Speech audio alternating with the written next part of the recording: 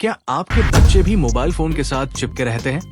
परेशान न हो, आज मैं आपको 8 आसान टिप्स बताऊंगा, वाकई काम करती है।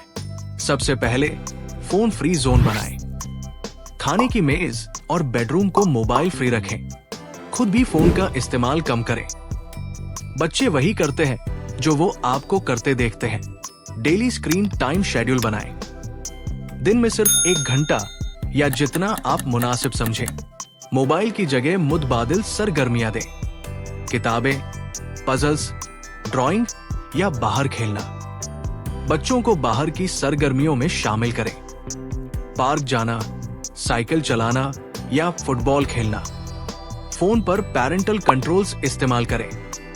स्क्रीन टाइम और ऐप लिमिट्स लगाएं। फैमिली एक्टिविटीज बढ़ाएं। गेम्स खेलें, मिलकर खाना पकाएं, कहानियां सुनाएं। इनाम का निजाम बनाएं।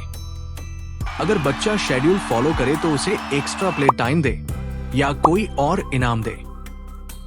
ये तमाम टिप्स एक साथ नहीं, आहिस्ता आहिस्ता ट्राई करें। छोटी छोटी कोशिशें बड़े नतीजे लाती हैं। अगर आपको ये वीडियो मुफीद लगी तो जरूर शेयर करें।